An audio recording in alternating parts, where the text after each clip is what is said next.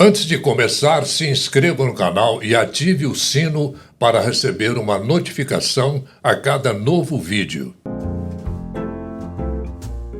Olá, estamos chegando com mais um Conversa com Orley, o nosso bate-papo semanal, quando conversamos com pessoas, com empresários, com empreendedores de maneira geral. São todos convidados muito especiais, mas sempre tem um convidado que, por alguns motivos, são mais especiais que os outros. É o que acontece hoje, quando nós recebemos aqui em nossa bancada o Luiz Gustavo da Luz, o meu querido amigo Biló. Biló, que satisfação tremenda ter você aqui com a gente. Ô, Orley, rapaz, você não sabe da alegria que é para mim estar aqui diante de você, diante desse projeto maravilhoso que você tem na nossa amada Uberlândia, pra gente tocar um dedinho de prosa aqui. Olha que coisa boa. Nossa O Senhora. Orley, pra quem não sabe, foi meu primeiro chefe aqui em Uberlândia. Chefe não, companheiro. E se tornou meu amigo. Olha que bênção isso.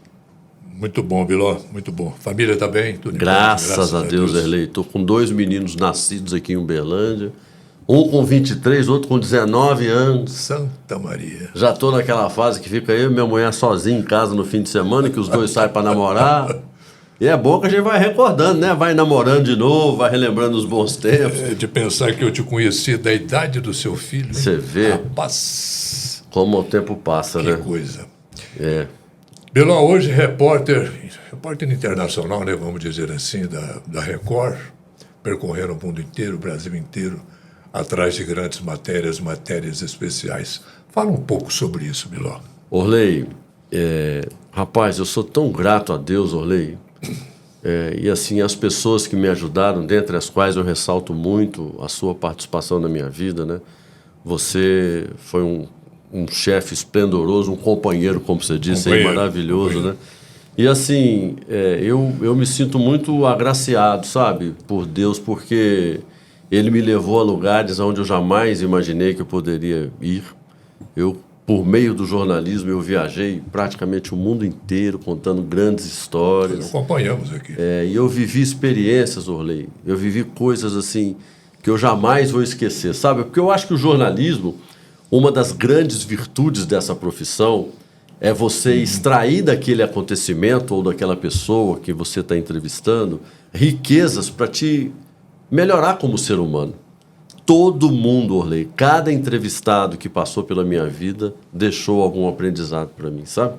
E isso faz a gente crescer tanto, você se torna uma pessoa mais madura, porque quando você vai, por exemplo, às pressas, igual eu fui pela Record, né? Lá no norte de Minas, cobrir aquela tragédia daquele cidadão que matou aquele monte de crianças numa creche e depois se matou também, né? As criancinhas morreram queimadas.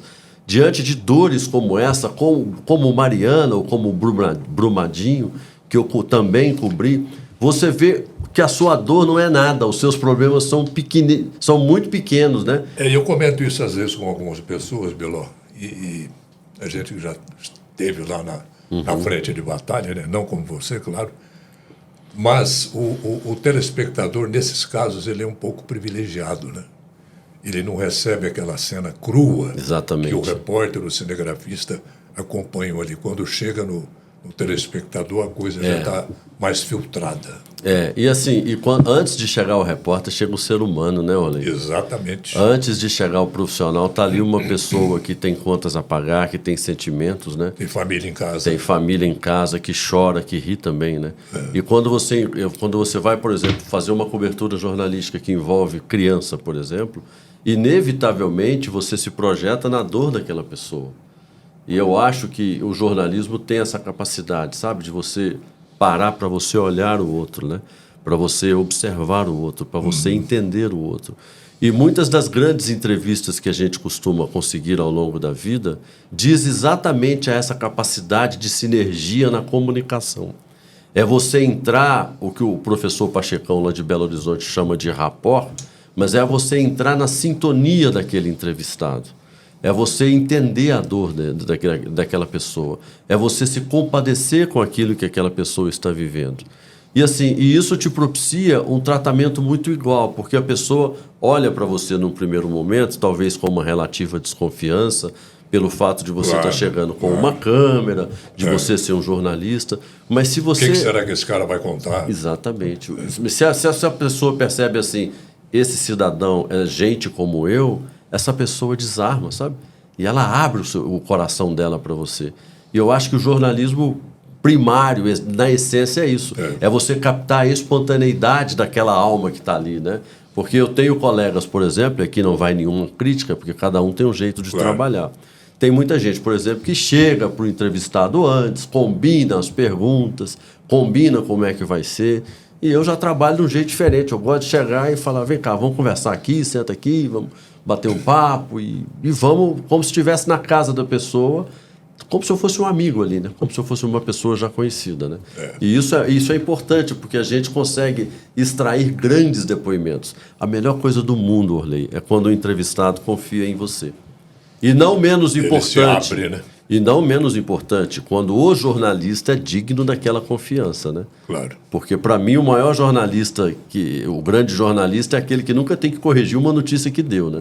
E quando você respeita o direito dos outros, quando você não invade aquela situação que o outro não quer que seja invadida, isso torna o seu trabalho muito suave. Então, uma das primeiras coisas que eu costumo fazer é falar, olha, nós vamos conversar aqui, se alguma pergunta te incomodar, você pode falar que você não quer responder, a gente refaz, se não ficar de acordo com aquilo que você espera. Bacana isso. E a pessoa já fica assim, Orley, puxa, eu posso errar, né? O entrevistado fala assim, se eu errar, eu não serei penalizado com uma descortesia ou com uma deslealdade na ilha de edição. Vão extrair um trecho de uma entrevista que eu vou dar fora de um contexto. Nunca fiz isso na minha vida. Acho que o jornalismo limpo, ele sempre teve o seu espaço, né? É por isso que as grandes matérias estão com você, né, Biló? Obrigado, irmão. Olha, a prosa está muito boa, Biló, mas vamos tomar um cafezinho? Pronto, aí sim, hein? Um cafezinho não, um super café. O café Cajubá. Eita. O Muito obrigado, Orley. café Cajubá, Biló, é um dos melhores cafés que eu já tomei na minha vida. E é olha que bom. eu já tomei E justifica-se, né? Porque é maravilhoso mesmo. E olha que eu já tomei café nessa vida, hein? É. E o café Cajubá também é bom para as guardas locais. É, Mas exato. E você sabe que eu sou viciado em café. Nós vamos Pois tomar é. uma garrafa inteira prusiana aqui. E para o pessoal da região, quem ainda não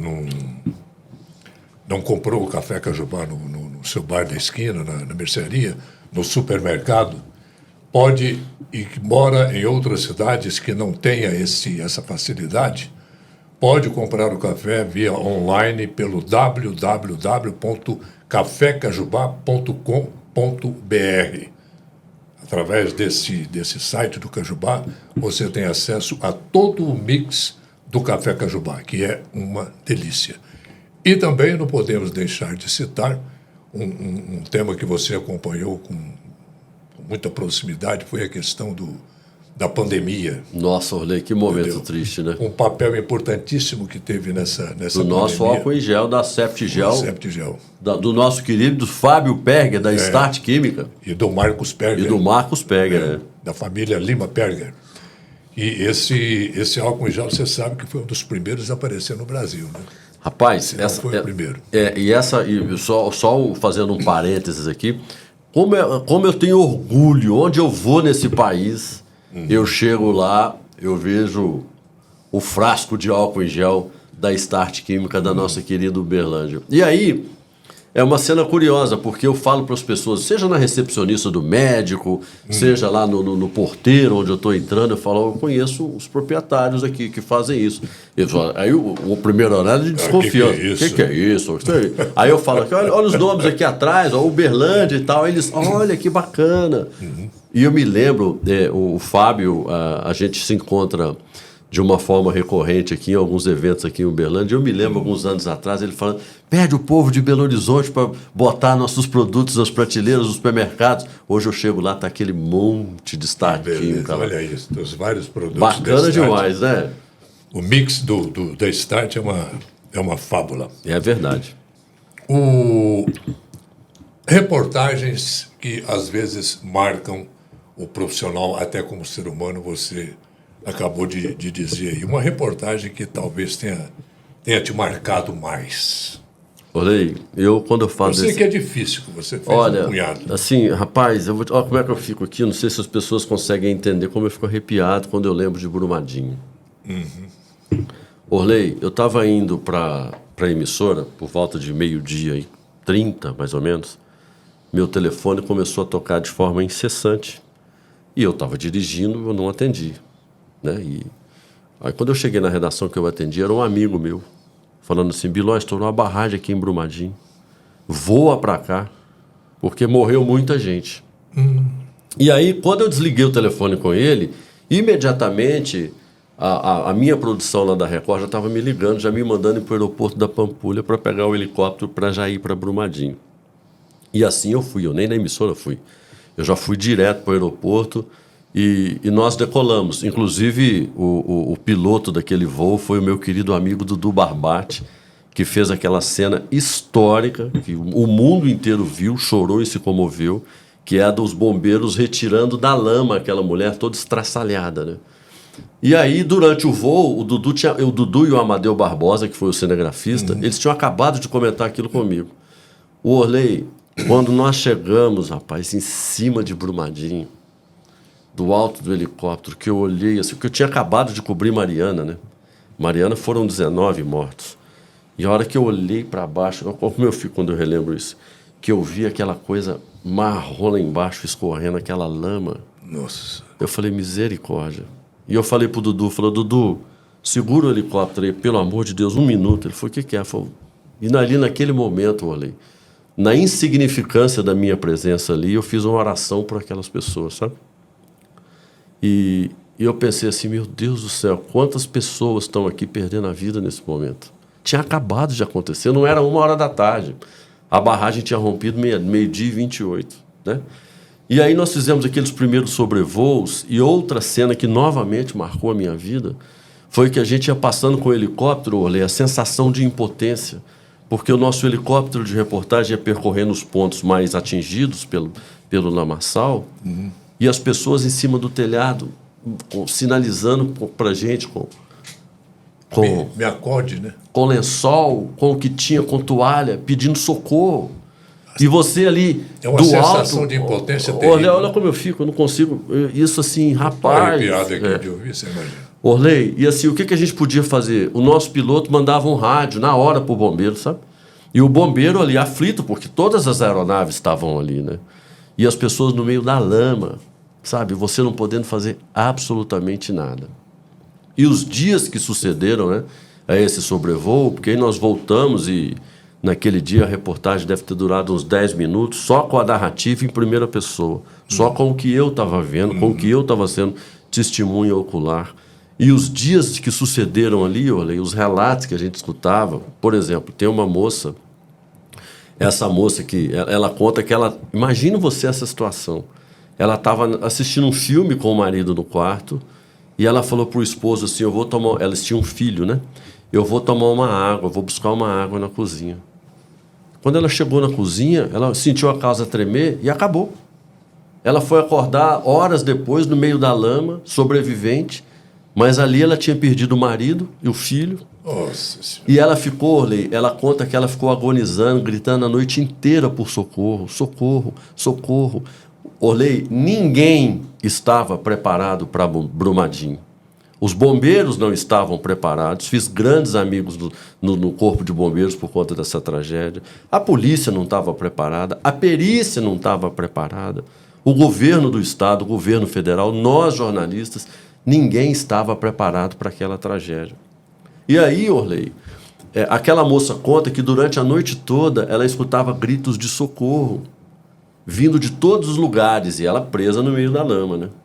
E quando o dia clareou, quando ela finalmente foi socorrida, aqueles gritos tinham parado. As pessoas tinham morrido ali. E assim, você escutar relatos assim, sabe? Quantas histórias terminaram dessa forma trágica? O que você aprende com isso, Orley? A gente não sabe o dia de amanhã. A gente não sabe o minuto que está por vir. A vida é agora. O momento de você falar, eu te amo, você é importante para mim, é agora. E essa história me deixou muito impactado porque a moça foi buscar uma água. E eu não sei, e ela nunca me disse, Quantas palavras ela deixou de falar para o marido, para o filho, né? De uma hora para outra... De repente, no caminho da água, ela tenha pensado em dizer algumas coisas na volta. Exatamente. E não deu. E você imagina aquela família de São Paulo que estava de férias e a lama veio e passou por cima da pousada onde eles estavam hospedados. E você fica pensando assim... Por isso é que eu falo que o jornalismo faz você crescer como ser humano, né? O que a gente leva dessa vida? Essas pessoas sequer tiveram o privilégio de uma despedida. De uma hora para outra, todas aquelas vidas foram transformadas, aquelas vidas foram perdidas, né? Ali em Brumadinho nasceram órfãos de pais, de mãe, órfãos de irmãos, viúvas. E assim, você começa a falar assim, por que acontece esse tipo de coisa? Como é que pode, Orley? Como é que pode se permitir a construção de uma barragem em cima de um restaurante? Você fica se questionando, depois vem as autoridades falando que vão punir, falando que vão investigar, né?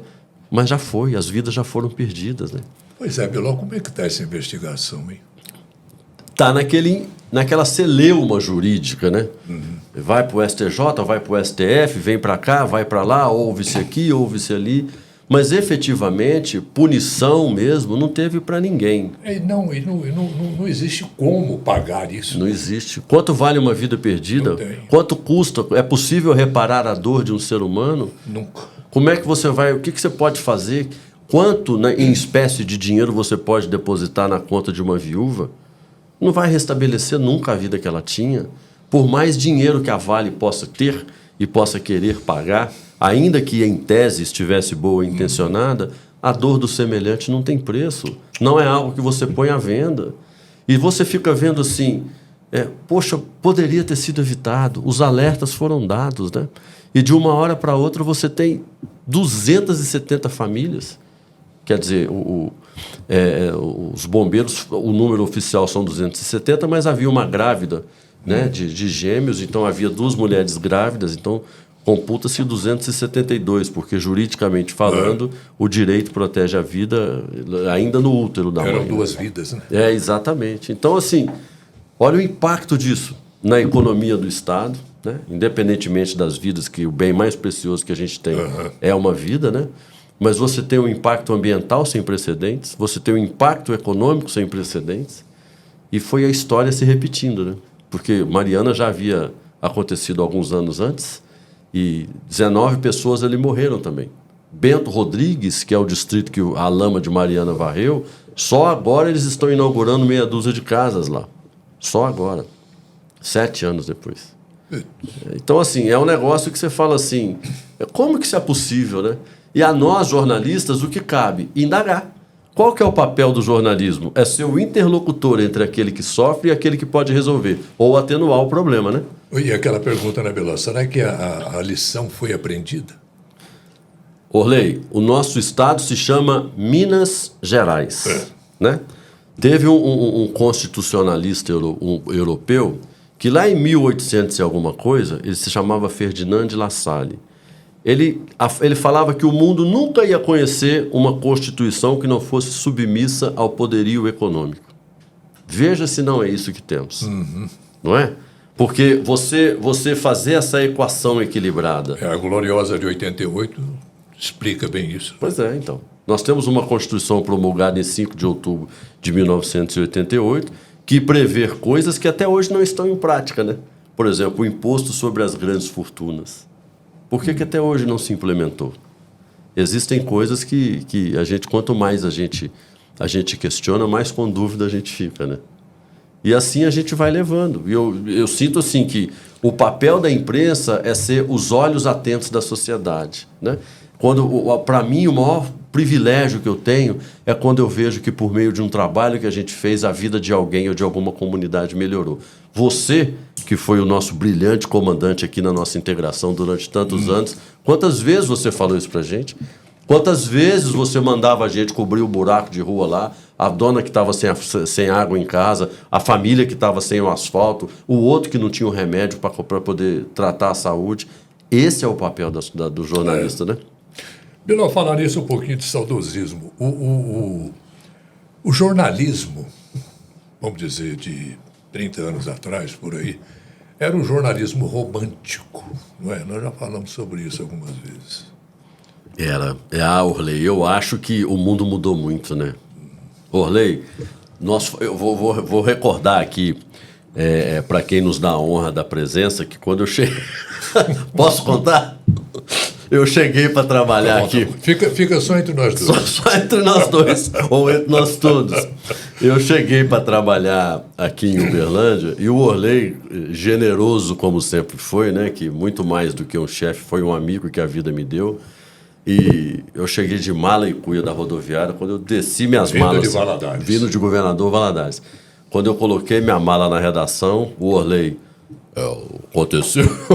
Aconteceu uma tragédia ali no Prata e eu preciso que você vá para lá.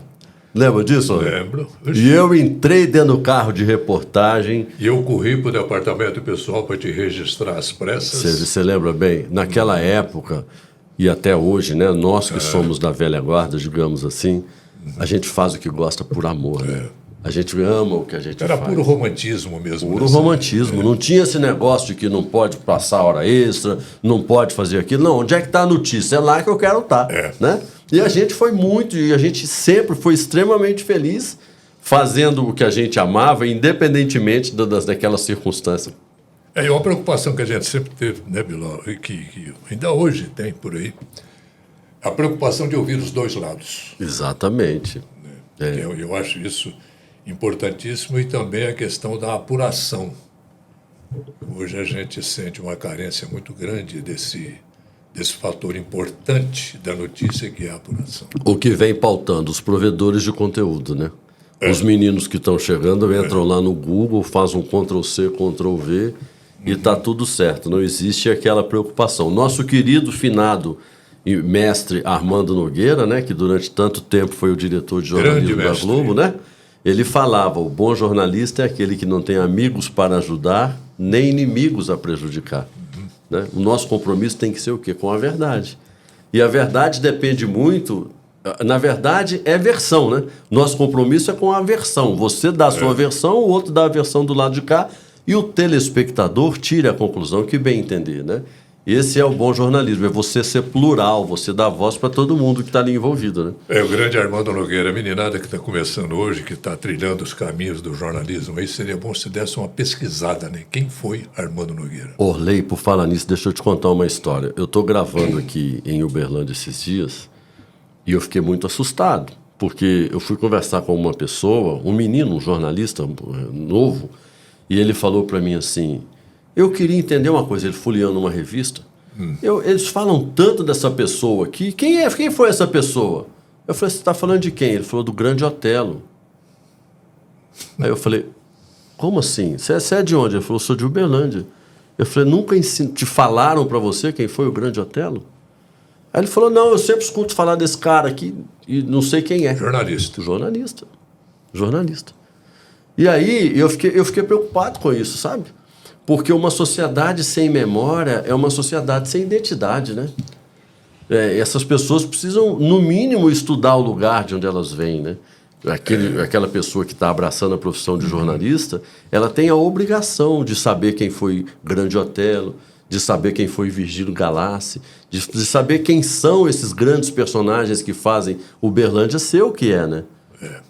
O Ivan, uma vez, o Ivan Santos. Nosso querido Ivan Santos. Ivan Santos é o pai Ivan, que é o decano, ele não gosta que fale isso não, mas ele uma vez, a gente conversando, aventamos a possibilidade de ele, como a estatura moral que ele tem de conhecimento e tudo mais, de ir nas faculdades, nos cursos de jornalismo e tecer uma história de Uberlândia. Seria espetacular. Quem foi Virgílio Galassi, quem foi Paulo Ferola, quem foi Afrânio Rodrigues, Rondon Pacheco, governador do estado. Entendeu? Tem gente que não sabe quem foi Rondon.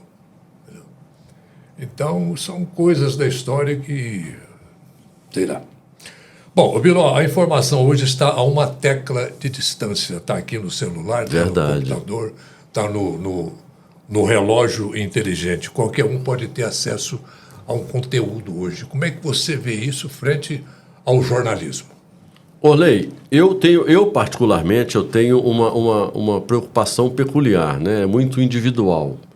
Eu me preocupo muito com... Eu acho que o mundo hoje em dia está tão... Você está recebendo uma avalanche tão grande de informações que o sábio hoje em dia é aquele que consegue dizer não para aquilo que recebe, que não vai lhe acrescentar absolutamente nada.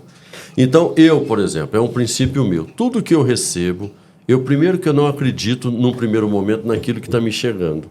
Eu preciso ratificar aquela informação em alguma fonte confiável. Seja um provedor de conteúdo com credibilidade, seja com um amigo ou com uma fonte confiável. Porque a gente passou a receber uma enxurrada de informações e a imensa maioria das pessoas sequer se preocupa em saber se aquilo que está repassando é verdadeiro. E quando você se dá conta, Orley, hoje em dia, essa tecnologia digital que a gente vive, ela permite controlar o seu redor. Então, hoje o Google sabe o que você gosta de consumir, o que você gosta de falar, que tipo de comida que você prefere, qual é o seu hábito alimentar, qual é o seu hábito enquanto consumidor. Se você não tomar cuidado, se você não souber separar aquilo que é verdade com aquilo que é a frase do momento, a fake news, a expressão do momento, né? Você vai ver que isso causa reflexos em todos os segmentos. Olha o que vivemos na nossa última eleição presidencial. Esse país nunca teve tão politizado. A fake news nunca fomentou tanto ódio. Eu nunca recebi tantas mensagens de pessoas falando que estavam brigando dentro do núcleo familiar porque um votava num determinado candidato e o outro votava no outro e eles não tinham uma possibilidade de sintonia, de conversa, de sentar para falar assim, eu prefiro esse candidato por causa disso, disso, disso. Era assim, se você vota no outro, você é meu inimigo. Eu não posso mais falar com você, você pensa completamente contrário. Né? E é um ranço que fica até hoje, né? Fica até hoje. E muitas vezes fomentada pela fake news. Né? A pessoa já vê aquela coisa lá, o dedo apressado, vai lá no Zap e já sai compartilhando. Né? Como se você fosse compartilhar mais rápido, você fosse o ganhador do prêmio da loteria. Né? Aí volta naquilo que nós falamos no início, né? A tal da apuração. Exatamente, é o que eu faço. Né? Quando eu recebo uma informação, eu falo, gente, será que isso é verdade? E, Orley, é muito simples você perceber se é verdade. Isso é igual a pessoa que cai no golpe da internet porque comprou um produto que estava barato demais. O que regula a vida da gente, Orley, chama-se bom senso. Se você recebe uma notícia espalhafatosa, ela é tão espalhafatosa a ponto de você duvidar, desconfie. Primeiro apure se realmente aquilo é verdade. Será que uma coisa tão esdrúxula... Vai na fonte. Né? Vai na fonte. E a fonte, como você bem disse aqui, ela está a uma tecla de distância. Procura um provedor de conteúdo interessante, vai checar, faça uma apuração responsável. Né? Pega o velho e cansado telefone e liga. Exatamente isso. Para aquela pessoa de onde surgiu. Porque teve alguém que teclou aquilo ali pela primeira vez. Exatamente isso. E você vê o desdobramento do que está acontecendo, né? Tem um tanto de gente agora sendo penalizada por espalhar notícia falsa, né? E tem que ter isso mesmo, porque senão isso fica sem controle. As pessoas acabam perdendo o controle, porque vai compartilhando. Você vê, onde é que a gente pode parar numa situação assim, né? Esse compartilhamento irresponsável, sem apuração, né? E quando você fala do jornalismo de hoje em dia, isso me causa preocupação, porque o jornalismo é uma caixa de ressonância. O que se fala no rádio, na internet, na televisão ou no jornal, isso tem repercussão na vida das pessoas. E uma mentira falada por muita gente de forma reiterada, ela acaba virando uma verdade, né? E até você desmistificar aquilo lá, o estrago que você já provocou na pessoa já é enorme. E não tem como consertar, né, Milão? Orley, hoje em dia, eu ouso dizer que o estrago moral é muito maior do que uma sentença, por exemplo, judicial. Sabe por quê? Porque honra é igual fósforo. Só queima uma vez. Então, faça aquela coisa espalhafatosa, a mídia saia divulgando fatos que não estão inteiramente apurados, prende-se aqui, faça um mandato de busca e apreensão ali, e, de repente, aquela pessoa prejudicada com aquela informação, ela nunca tem o moral restabelecido. Né? Ela nunca recupera aquele prestígio que ela tinha antes. Né? E, às vezes, o que fomenta tudo isso é o quê? É uma fake news. É uma pessoa falando da outra, né? Isso acaba virando um furdúncio no bom português de forma desnecessária. É o boato, né?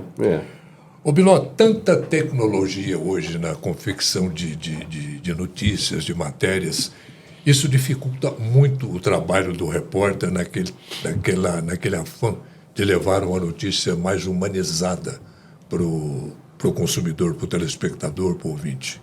Orley, assim, hoje em dia o que acontece, na Record, por exemplo, né, nós temos o Jornal da Record, diário, e temos no fim de semana o Domingo Espetacular, e de manhã cedo nós temos o Fala Brasil. Qual que é o desafio? Antigamente, na nossa época, nós tínhamos a tranquilidade de saber que a nossa concorrência, aqui no caso de Uberlândia, era o Correio do Triângulo. Né? Ele só sairia na manhã seguinte. Então nós tínhamos o dia inteiro para planejarmos, né, o que daríamos no Jornal da Noite. Hoje em dia não mais. Hoje em dia você se informa pela internet e no Jornal da Noite você deveria, pelo menos o bom jornalismo sugere isso, você deveria agregar valor àquela informação, dando algo que os noticiários ao longo do dia não deram. Porque o que está dominando hoje, pela velocidade da internet, do WhatsApp, é o hard news. Cada vez mais repórteres ao vivo, e eu acho isso maravilhoso, né? Porque é a televisão no método radiofônico, né? Porque antigamente, na nossa época, quem fazia isso muito era o rádio, né? O sujeito entrava do orelhão, agora não mais, agora já entra do celular. Então, quando você chega de noite, se você não tiver uma outra apuração, se você não tiver um plus no seu material, o que você estará divulgando às 8 horas da noite, o seu telespectador já viu 8 horas da manhã, quando ele acessou o site de notícias que ele mais gosta. No computador dele, no celular dele. Exatamente. Então você tem que procurar o quê? Avançar. Dar aquela notícia que ninguém ainda deu, né? Durante o dia. E esse é um desafio. Antigamente você fazia isso só no domingo, no programa semanal de domingo. Né? Biló, a gente sabe que você tem a sua banca de advocacia. Vamos falar banca de advocacia. Fica mais chique. Fica mais chique. Inclusive de direito digital, essa coisa toda que você lida com isso. Sim. A inteligência artificial, esse chat GPT que está aí, que está produzindo texto, está produzindo uma série de coisas. Isso pode competir com o jornalista, pode refletir lá na redação? Orley, eu acho que todas as tecnologias têm impactos, né? A vida é freio e contrapeso. Você ganha de um lado, você perde do outro. Como eu disse há pouco, o que regula tudo isso é o bom senso, né? Claro. Então, por exemplo, a inteligência artificial, ao mesmo tempo em que ela pode fazer um texto para um jornal, para uma revista ou algo parecido, ela também vai gerar no campo do direito uma discussão jurídica. E vou te dizer só uma aqui para você pensar. A quem pertencem os direitos autorais de um eventual livro que você queira colocar a inteligência artificial para fazer para você? Vamos supor que você diga lá, eu quero fazer um livro que seja romântico, seja histórico, com linguagem simples, com linguagem popular, que fale sobre a minha vida em Uberlândia, o meu começo de carreira, o meu casamento, etc, etc, etc. A inteligência artificial vai te dar isso. Mas a quem pertencerá o direito autoral? Sabe? Então, assim, o que o direito autoral hoje fala? O direito autoral não protege a ideia, porque é algo abstrato, é algo que está no seu imaginário, é algo que você não consegue palpar, né? Ele protege a maneira como essa ideia se materializa. Então, por exemplo, você não tem a proteção do CD, você tem a proteção da obra que está no CD. Você acha que CD nem fala mais, né, Olê? Você não tem artigo. É o Compact Disc. Compact Disc, Então, assim, vamos supor que o livro do Orley Moreira saiu. Quem é o dono daquele direito autoral? E o direito, Orley, é como um cachorro correndo atrás do rabo. A nossa legislação nunca acompanha a evolução da sociedade. A sociedade está sempre muitos passos à frente. Tanto que o nosso Senado agora, o Congresso Nacional, não só o Senado, mas também a Câmara dos Deputados, tem um movimento aí para se rediscutir o Código Civil, que é de 2002, e que já tem artigos que precisam ser reformulados. Nesse momento, nessa área, né? Exatamente, porque assim, você imagina, Vamos falar dos crimes cibernéticos, né? Você tem algumas legislações, pouquíssimas em específico, mas você tem discussões jurídicas que ainda não estão pacificadas e que carecem da urgência que esse mundo veloz da tecnologia está trazendo para nós. Vou te dizer, você sofreu uma ofensa, por exemplo, na internet. Divulgaram um vídeo te caluniando, te injuriando ou te difamando, né? Aí você quer entrar com uma ação judicial. O juiz vai lá e determina. Estou determinando ao YouTube que exclua o vídeo do Orley Moreira, onde ele foi vítima desses crimes contra a honra. Aquela sentença judicial, Orley, ela vai fazer efeito aqui dentro do nosso território nacional. Ali, na Argentina, a pessoa poderá acessar o conteúdo. Por quê? Pela ausência de um tratado entre os países. Lá na China, né? Então, lá na China a pessoa vai saber da sua história aqui. Pela ausência de um tratado entre os países, pela ausência de um acordo entre os países. Passou da hora dos chefes de Estado sentarem na mesma mesa para falar dessa cooperação. Quando uma sentença for proferida aqui no Brasil, ela vai ter eficácia lá. Porque o reflexo vai ser lá também. Como é que você vai limitar uma fronteira para a internet, Orley? Não tem jeito. Não é uma regulação, né, Bilu? Seria uma normatização. Exato, é um acordo entre os países, é um tratado, né? O mundo já vivenciou vários tratados, né? Pacto de São José da Costa Rica, por exemplo, que foi uma das maiores e principais manifestações de proteção aos direitos humanos. E teria que ter algo nesse sentido, porque não tenha dúvidas de que o mundo hoje sofre com isso. O bullying digital aqui, que tanto afeta os nossos adolescentes, tem muito adolescente, Orley, sofrendo. Eu atendia pais lá em Belo Horizonte que eu ficava perplexo com as histórias. Os filhos se cortando, fazendo cortes assim nos braços e usando blusas de manga comprida para encobrir essas feridas por causa de bullying digital. 90% dos nossos estelionatários hoje aqui no Brasil, eles agem por meio da internet. Por quê? Porque é difícil. O Estado, e aí na forma da polícia, infelizmente, não tem estrutura para combater tanta gente cometendo crime ao mesmo tempo. Nós até brincamos aqui, né? Demos um exemplo meio tosco, vamos dizer assim, o bandido hoje ele não interessa mais assaltar a caixa eletrônica, essa coisa. Exato. Toda, porque ele vai botar uma bomba ali, ele é arriscado a se ferir. Exato. Ele ganha mais com menos risco. Exato. Com os crimes cibernéticos. Crimes cibernéticos, exatamente. Então, se você não tem, primeiro, uma polícia mais estruturada, nós temos policiais extremamente competentes para fazer esse trabalho, mas a demanda é muito maior do que a capacidade que eles têm de resposta. Se a gente não tiver uma legislação que efetivamente puna e puna com rigor quem faz esse tipo de coisa, e se você não proteger de uma forma mais eficaz os vulneráveis, e aí por vulneráveis vamos entender os idosos, quantos idosos eu converso que mal sabem acessar um WhatsApp? As crianças que precisam ter... Orley, alguém tinha que criar um projeto de lei para colocar a educação digital como um direito fundamental da criança e do adolescente. Esses meninos que estão chegando para a vida digital, eles têm que saber até onde eles podem ir. Porque nós, Orley, nós somos os migrantes digitais. Tem os nativos digitais, que é essa meninada que está chegando aqui. Já nasce com o computador na mão, né? Então, e outro dia eu vi que realmente o mundo está mudando loucamente, porque meu filho me perguntou que era uma fita cassete, Orley. Então você imagina, eu vi que a fita cassete virou peça de museu e que eu estou tendente a ser parte dessa peça de museu lá, entendeu? Você vê que as coisas estão evoluindo. Eu já virei. Então, as coisas estão evoluindo muito rápido. Então, se você não treinar, se você não levar educação para esses meninos vão replicar o que eles estão recebendo. Eles vão achar que fake news é a coisa mais natural do mundo. Eles vão achar que mandar nudes não tem consequência nenhuma. E os pais também precisam ser educados nesse sentido, porque a nossa legislação fala que, ao cometer um ato infracional, quem responde, no caso do menor de idade, são os pais. Então, do ponto de vista civil e do ponto de vista criminal, essa responsabilidade recai sobre os pais, que normalmente sequer sabem o que fazer, como se comportar. Né? E você tem, por exemplo, um debate dentro das escolas que também é muito agudo, ele é muito recorrente. Né? Onde é que entra a responsabilidade das escolas? E aí eu vou te dizer, depende. A escola treinou os pais, informou os pais? A escola tem regra para uso de celular? Os próprios professores estão treinados para aquilo?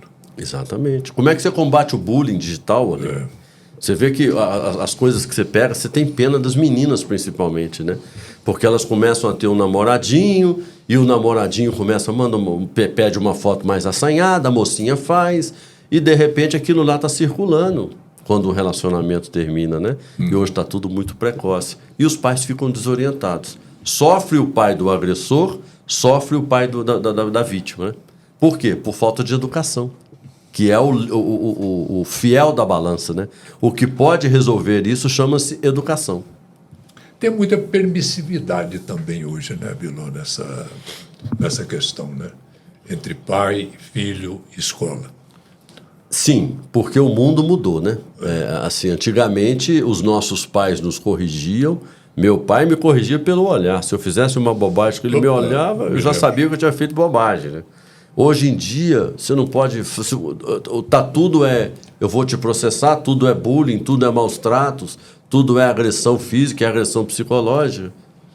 Tem uma frase do Léo Freiman, ele é psicoterapeuta, ele é especialista em educação infantil, essa coisa toda. Eu já repeti aqui uma vez ou duas nessa bancada aqui. Ele diz o seguinte, que não conhece nenhum empresário de sucesso, nenhuma pessoa que tenha obtido sucesso na vida que não tenha tido um pai e uma mãe chato, rigorosos, entendeu? A permissividade, às vezes, de um pai, da mãe, facilita isso tudo que a gente está falando aqui. E tem outra frase... E fica caro lá na frente. Tem outra frase que eu não sei quem é o autor, mas que eu acho que ela é muito... vai muito ao encontro do que você está falando, que é vida fácil, filho fraco. Uhum. Assim, eu sou pai de 2, né? E eu vejo assim, como é difícil você falar não para um filho, mas como é necessário, não é? Porque ninguém aprende na maciota, Orley. Não. O amadurecimento, ele vem... você só levanta quando você cai, não é? Cada tombo, cada trupicão que você dá, você aprende que você tem que levantar. E assim, e a vida é feita de atribulação. A vida é feita de adversidade, a vida é feita de enfrentamento. Essa história de você... Eu trabalho desde os 13 anos, Orley, e nunca me senti menor ou humilhado por causa disso, muito pelo contrário. Foi lá na minha vida humilde, lá em Governador Valadares, onde eu comecei, sendo faxineiro de farmácia, entregador de remédio, que eu aprendi, que eu falei, olha, se eu quisesse alguma coisa na vida, eu tenho que dar meus pulos. E eu aprendi assim, vender o almoço para comprar a janta, mas o quanto isso me fez bem, né? Porque senão, se você ganha tudo, se você recebe tudo de graça, se você não sabe quanto custa, você não valoriza. E se você não valoriza, você não cuida. E se você não cuida, você perde, né? E aí quando você... Por isso que tem um livro, né? Pai nobre, filho... pai rico, filho nobre, neto pobre. Né? E pobre em todos os sentidos. Não é só no sentido financeiro, é no sentido de valor, né? É no sentido daquele valor que vai se perdendo ao longo do tempo, que as famílias estão cada vez mais terceirizando a educação, cada vez mais querendo... Uma frase que eu escuto muito, né, nas minhas entrevistas ao longo da vida aí. Eu não quero que o meu filho passe o que eu passei. E aí eu te pergunto, será que vale a pena a gente tirar o sofrimento dos nossos filhos? Claro que a gente não quer que um filho sofra, mas o pular cedo da cama para ganhar a vida... passar pelas durezas da vida, né? Que faz parte. Não é? E a gente tem que aprender que isso faz parte da vida mesmo, né? O amadurecimento, o crescimento, ele vem nas situações diferentes que você enfrenta. Como é que você vai entender o mundo se você não permite o diálogo? Como é que você vai perceber o outro se você acha que só você tem razão? Como é que você vai poder entender, ter um juízo de valor se você não dá às outras pessoas que pensam de forma diferente a oportunidade de falar com você? Né? O que seria do branco se todo mundo gostasse do amarelo? Então a gente tem que ter o discurso plural. A gente, enquanto sociedade, a gente tem que dar sim voz para a minoria. A gente tem que dar sim oportunidade para aquele que não teve a mesma oportunidade para a gente. Uma coisa é a pessoa ter oportunidade e dela se desfazer, né? Outra coisa é a pessoa não ter oportunidade nenhuma. Como é que a gente vai atenuar a desigualdade social, Orley? Nunca. Não é? Desse jeito, não. Biló, agora, o direito brasileiro, nós já temos uma pincelada nisso. Eu gostaria que você desse uma aprofundada nisso. O direito brasileiro, ele está preparado para as questões digitais que envolvem o jornalismo? Não. Nós temos muito a avançar, Orley. Muito a avançar. É como eu te falei do cachorro correndo atrás do rabo. É uma zona ainda, como se diz, meio cinzenta. Né? Cinzenta, absurdamente cinzenta. Nós temos algumas discussões aí que você fala assim, poxa vida, por que não se pensou nisso antes? Porque a tecnologia é muito rápida. Né? Então, do ponto de vista do jornalismo, por exemplo, o jornalista, por exemplo, ele não tem direito autoral sobre o trabalho que faz. Não tem. Então, você pega o cinegrafista. Vou citar aqui o exemplo da Record, lá do meu colega Dudu Barbati, na época, né? Uhum. Ele fez aquela cena clássica que aquilo varreu o mundo inteiro. O direito daquela imagem é da emissora, porque isso está convencionado em contrato, né? Não se dá, o direito autoral, ele protege a obra artística, e o jornalismo não é uma obra artística, uhum. Né? Então, assim, você tem discussões que são absurdamente profundas, porque nós conversávamos aqui nos bastidores antes da gente iniciar a nossa gravação. O direito digital, hoje em dia, a tecnologia relativizou todos os nossos direitos fundamentais. Nós temos uma Constituição de 1988, foi promulgada em 5 de outubro, e lá diz, por exemplo, que é inviolável a honra, a privacidade. Como é que você vai falar em inviolabilidade da privacidade hoje, se o carrinho do Google passa na sua porta e você lá do Google Earth, você vê o lugar onde a pessoa mora? Como é que... A sua privacidade ali já não existe mais, né? Então, assim, isso tem um monte de direitos relativizados em virtude da tecnologia. No caixa do supermercado, a menina te pede o seu CPF que vai te dar um direito a um desconto em determinada mercadoria. Aquilo ali, de certa forma, é um tipo de invasão. Exato. Aliás, teve uma ação do Ministério Público em Belo Horizonte e chegou até o Supremo essa discussão, eles estão para discutir lá. Né? Porque uma outra coisa, por exemplo, com a LGPD, né? A Lei Geral de Proteção de Dados, você vai entrar no prédio, ali eles escolhem a sua fotografia. O que será feito daquela sua fotografia? Quem que armazena aquela sua fotografia? Uhum. E se dali, por alguma invasão de algum hacker ou cracker da internet, aquela fotografia vazada ali, qual a responsabilidade dessa pessoa que está ali? Então, eu já vi, Orley, muito processo, por exemplo, ser anulado pela falta de credibilidade da chamada cadeia de custódia, que é desde o momento em que a prova é produzida até o momento em que ela é efetivamente usada. Onde é que essa prova foi armazenada? Todo mundo teve acesso a essa prova? Só os policiais que participaram da operação? Quem garante que essa prova não foi violada? Quem garante que aquela imagem do Orley não foi adulterada? Se a polícia, por exemplo, não prova que aquela cadeia de custódia é segura, ela perde o processo. O Estado perde o processo. E isso causa uma relativa confusão na cabeça das pessoas, porque as pessoas acham que pelo fato do inquérito ter acabado, ele ter sido extinto por alguma nulidade processual, por alguma irregularidade lá atrás que não foi sanada, a pessoa foi inocentada. E não é verdade. Na verdade, sequer julgou-se o mérito, sequer julgou se a pessoa é inocente ou ela é culpada. O que se verifica em muitos casos é a questão processual. Aquela prova, ela sofreu alguma violação ou algum procedimento ao longo do processo, ele não foi devidamente respeitado, e isso lá na frente, depois de anos, depois de milhares, centenas de horas trabalhadas, do juiz, do promotor, do advogado de defesa, do advogado de acusação, aquele processo acaba extinto e não dá em nada, não porque a pessoa é inocente, mas porque não se respeitou o procedimento processual. Existe essa diferença, as pessoas acham, fez, aí vem aquela história, né? Mas o estrago moral na vida da pessoa já foi feito, né? E isso não tem como mais voltar atrás. É o leite derramado e acabou. Exato. Biló, regulamentação de... Tem que fazer uma correção aqui, eu estou chamando ele de Biló. Mas é Biló mesmo, nós somos amigos.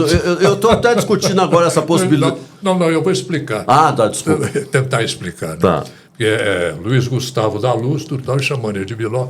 Biló é um apelido, né, Biló? Claro, é um apelido.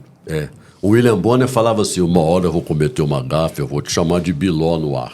E não só ele, né? Ana Paula Padrão, tantos outros jornalistas famosos com quem eu tive o privilégio de trabalhar, sempre falaram isso para mim.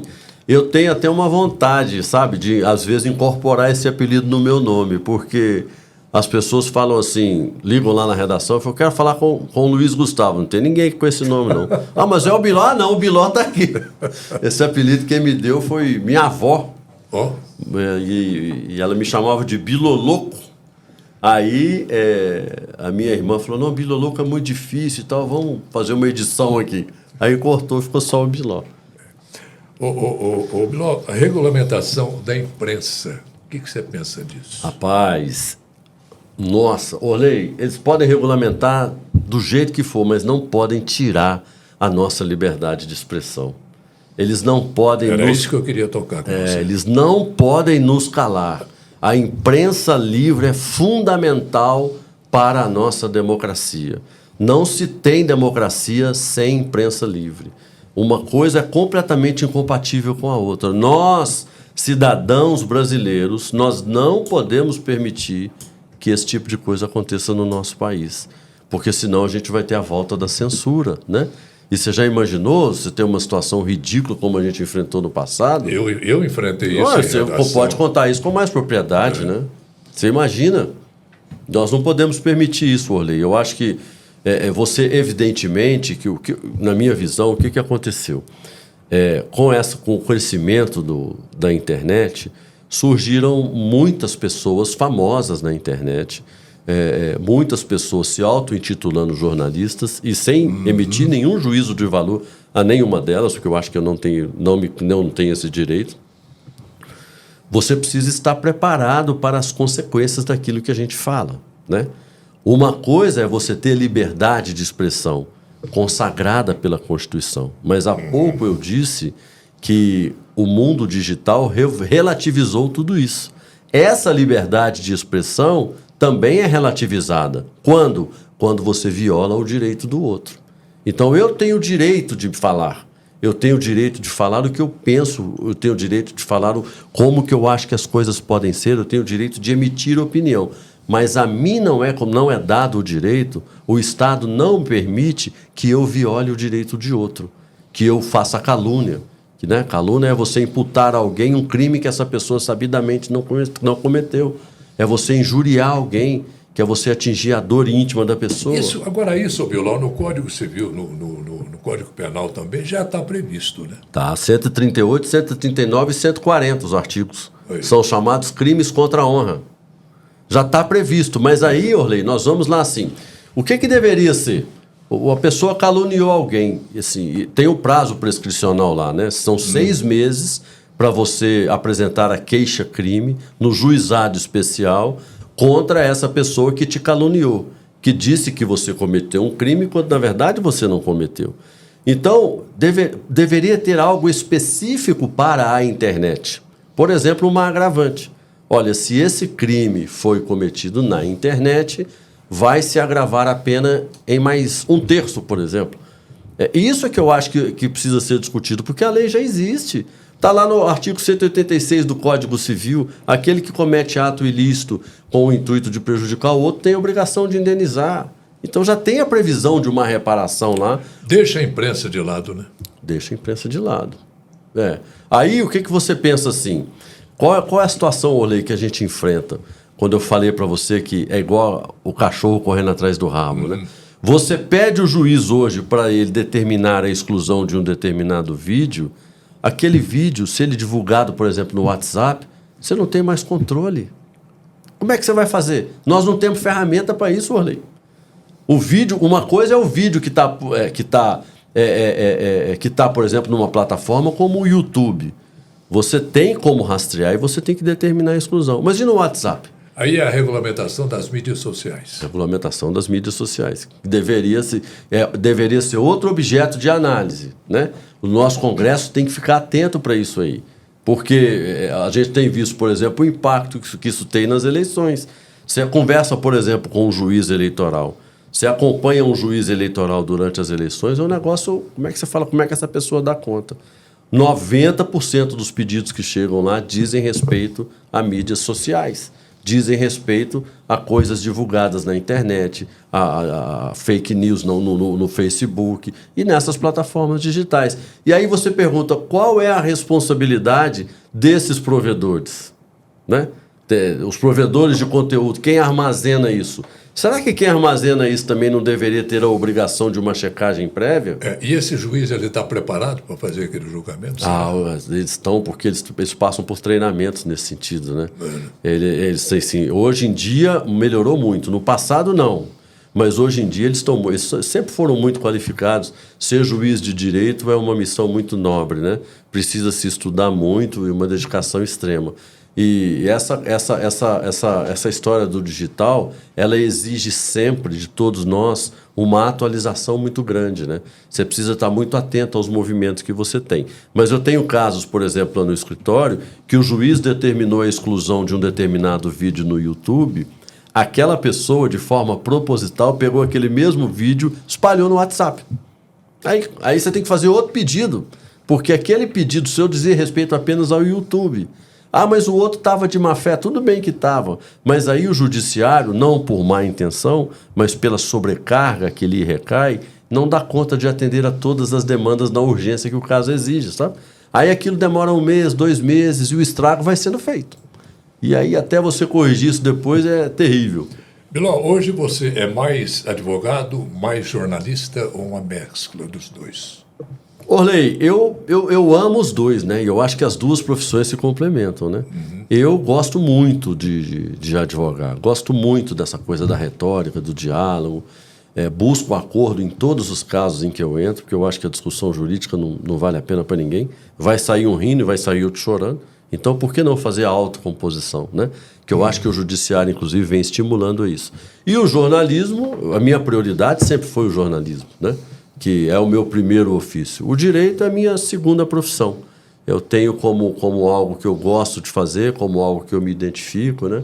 Que, evidentemente, faço dentro das minhas possibilidades de tempo. Tenho advogados parceiros que cuidam disso mais assiduamente para mim, trabalham comigo. Mas eu gosto dos dois. Eu acho que uma coisa é extremamente vital para o outro. É o que você falou, complementam-se, né? Porque todo mundo... Orley, se todo mundo soubesse o direito que tem, a gente teria um país melhor, né? Código de Defesa do Consumidor, por exemplo, você não tinha que ver na faculdade igual eu vi. Isso tinha que ser matéria do ensino fundamental, Orley. Sabe, as crianças tinham que saber, os adolescentes tinham que ter essa noção, né? Assim como eu acho também que o direito digital ou a educação digital já era a hora de entrar na grade curricular. Está passando da hora. Né? Porque a gente precisa entender até onde a gente pode ir, a gente precisa entender a consequência daquilo. Aliás, desde 2013, quando teve a Lava Jato, que a gente teve legislações mais rigorosas, o compliance passou a ser muito uma moda nas empresas. E o que o compliance é? E trouxe a LGPD. Exato. O compliance o que é? É um método de vigilância. O que os juízes querem saber no momento em que você prova que você fez o compliance? Essa empresa estava devidamente preparada? Estava. Então, o executivo que cometeu aquele ilícito, ele cometeu ilicitamente, intencionalmente, dolosamente, ou ele não sabia do que estava fazendo? São coisas completamente diferentes. Então, se você prova para o magistrado que a empresa fez treinamento, que aquela pessoa participou do treinamento, tem a assinatura dela lá, tem todos os comprovantes de que ela participou do treinamento, e que houve um caso fortuito, que houve um imprevisto, a sua pena, no mínimo, vai ser abrandada.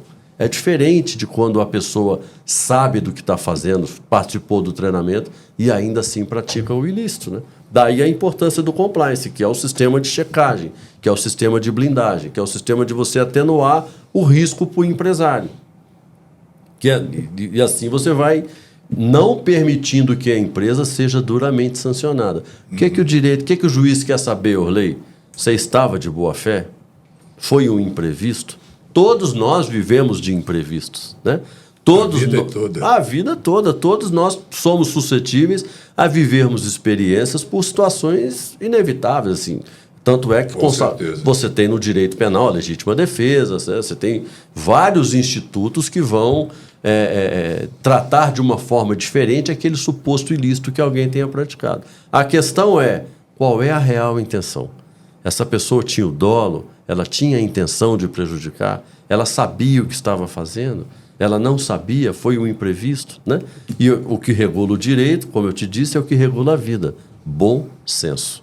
Uma vez o ministro Luiz Fux, que eu acho uma das mentes mais brilhantes desse país, ele me falou que ele foi o primeiro magistrado do Rio de Janeiro, passou no concurso com 26 anos, eu acho. Foi o primeiro ministro mais jovem, o primeiro desembargador mais jovem do Tribunal do Rio, primeiro ministro do STJ mais jovem, e só não é o ministro mais jovem do STF agora por causa do Zanin, né? Que chegou lá aos 47, 48 anos. E ele me falou assim, antes de sermos ministros, sermos juízes, nós somos seres humanos. A gente percebe as pessoas que estão, os personagens do processo. E a gente tira uma convicção própria e, a partir da nossa convicção, a gente vai na lei e busca uma fundamentação para aquilo que a gente quer dizer. E é exatamente isso, né? O magistrado, ele olha ali e ele percebe, esse cara fez ou ele não fez, né? É experiência, né? Experiência de estudo. Exatamente. Daí os nossos cabelos grisalhos, né, Orley? O seu nem tanto. Biló, o tempo está aí para você, para as suas, como dizem, as suas considerações finais. Orley, esse papo maravilhoso que a gente tem aqui. Orley, rapaz, eu vou te dizer uma coisa, eu nunca tive a oportunidade de publicamente te agradecer por tudo que você fez por mim. Pelo nada a agradecer. Quem construiu tudo foi você. Mas, competência. Mas se a gente não tem as pessoas para ajudar a gente, Orley, a gente não chega muito longe, né? Então, que fique gravado para sempre. Corado. Não, que fique gravado para sempre a importantíssima participação sua na minha vida profissional. Eu sou muito grato a tudo que você fez por mim, as oportunidades que você me deu. Eu sou muito eternamente grato a essa cidade linda que é Uberlândia, que me deu uma família maravilhosa. Aqui eu não tive chefes como você, eu tive amigos, né? Vocês passaram a fazer parte da minha vida.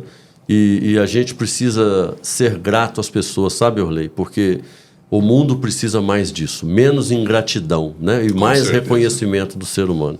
E eu fico muito feliz de estar aqui. Você é um cara brilhante, você, independentemente... Eu já te vi em várias situações e você nunca mudou o jeito de ser. Você sempre foi esse cara simplório, com esse vozeirão aí que algumas vezes dava medo na gente, né? E sempre esse cara inteligentíssimo e de uma personalidade brilhante. Muito obrigado. Muito obrigado. Obrigado a você, Biló. Eu espero que você tenha em dobro sempre tudo que você fez por tantas pessoas. Porque eu aqui, eu sou só um, né? Mas você sabe que você ajudou uma legião aí, né? Não, fui ajudado também por muita gente. Inclusive por você, seus exemplos todos sempre refletem no comportamento da gente. Imagina, uma honra enorme, viu? Tá. Biló, muito obrigado. Abraço na Jana e nos meninos. Obrigado, meu irmão. Você será sempre lembrado do meu coração, viu? Opa, meu também. Encerramos mais este Conversa com Orley. Siga a gente no YouTube e nas nossas mídias sociais. Um abraço e até a próxima.